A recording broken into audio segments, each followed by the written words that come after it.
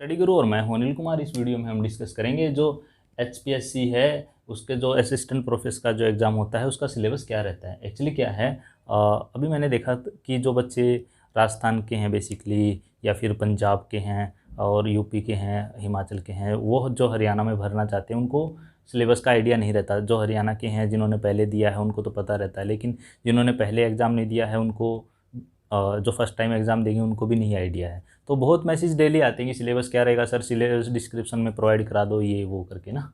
तो इस वीडियो में मैं आपको बताने जा रहा हूँ कि जो HPSC है उसमें जितने भी सब्जेक्ट हैं सबका सिलेबस क्या होगा। पहली बात आती है कि पेपर कितने होंगे। पेपर उसमें एक रहेगा आपका। पेपर आपका एक रहेगा। कौन सा पेपर? आपका जो सब्जेक्ट है वो पेपर रहेगा।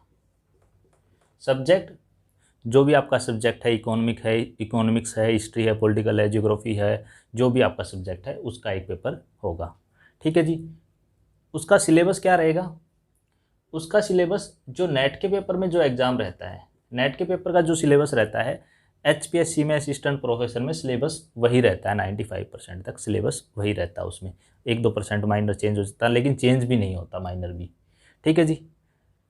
तो अब तो ये बात आ गई हमारे पास। फिर मेरे पास जैसे कि बच्चे पूछते हैं डिस्क्रिप्शन में कि कमेंट वगैरह करके या फिर सोशल मीडिया पे, तो कि सिलेबस क्या होगा। तो फिर मैं जब जैसे बताता हूँ कि नेट का जो आपका सब्जेक्ट है वो तैयार कर लेना, तो फिर वो पूछते हैं पेपर फर्स्ट जो होता है सर वो भी आएगा। तो पेपर फर्स्ट जो है आपका, जो नेट में जो पेपर फर्स्ट होता है, जो टीचिंग एप्टीट्यूड से रिलेटेड, वो नहीं आएगा। हरियाणा में खाली एक पेपर होता है, वो होता है जो एक पेपर होता है खाली सब्जेक्ट से रिलेटेड, वही आता है और कोई उसमें नहीं आता। अब आपको एक मैं लॉजिक की बात और बता देता हूँ। अगर आपको HPSC का असिस्टेंट प्रोफेसर का एग्ज़ाम क्वालिफाई करना है तो आपको सिर्फ एक बात ध्यान रखनी है, सिर्फ एक ही बात ध्यान रखनी है, एक से दूसरी बात ध्यान नहीं रखनी। वो क्या है? इनके जो क्वेश्चन रहते हैं ना, आप पीछे के पेपर उठा के देखना, इनके जो क्वेश्चन रहते हैं, टोटली क्वेश्चन नेट के जो पेपर होते हैं आप उनमें से देते हैं क्वेश्चन। जैसे नेट के क्वेश्चन में आ रखा था कि इनमें से कौन सा नहीं है, तो फिर ये क्या करेंगे, वो उसको स्लाइटली चेंज कर देंगे, ऊपर नीचे कर देंगे उनके ऑप्शन। मान लो ए की जगह बी कर दिया, बी की जगह सी कर दिया, बस इतना ही ये कर पाते हैं, इससे ज़्यादा ये नहीं करते।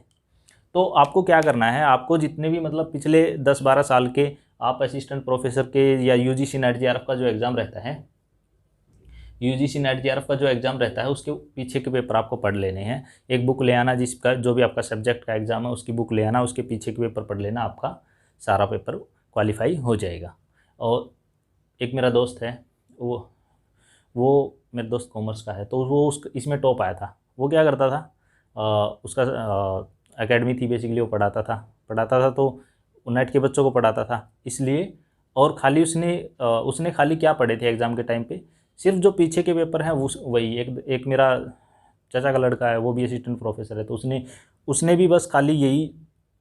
तो मैं आपको बताता हूँ कि आपको खाली क्या करना है। आपको खाली जो भी आपका ऑप्शनल सब्जेक्ट है जिसमें आपने नेट JRF क्वालिफाई किया है, जिसमें आप असिस्टेंट प्रोफेसर बनना चाहते हो, असिस्टेंट प्रोफेसर आप अलाइड सब्जेक्ट में भी बन सकते हो। अलाइड सब्जेक्ट का मतलब क्या है? अलाइड सब्जेक्ट का मान लो आपने सोशियोलॉजी से की तो आप MSW में भी भर सकते हो।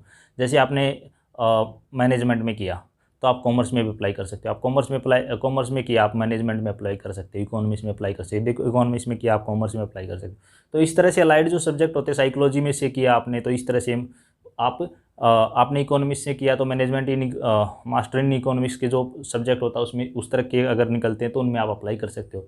मेरा कहने का मतलब ये है कि आप अलाइड सब्जेक्ट में कर सकते हो। जैसे आप पब्लिक एडमिनिस्ट्रेशन से या तो पॉलिटिकल साइंस में कर सकते हो, पॉलिटिकल साइंस से तो पब्लिक एडमिनिस्ट्रेशन में कर सकते हो। आपको खाली पढ़ना क्या है, जो आपका सब्जेक्ट है वो देखना है। सिलेबस कौन सा है? सिलेबस जो UGC का जो नेट JRF का जो एग्ज़ाम का पेपर का जो सेकंड पेपर का जो सब्जेक्ट सिलेबस रहता है वही इसमें सिलेबस रहता है, उससे बाहर नहीं आता। दूसरा ये है, क्वेश्चन एज इट इज़ आपके आएंगे, जो नेट का पेपर है उससे उठा के एज इट इज़ क्वेश्चन आपको ये दे देंगे।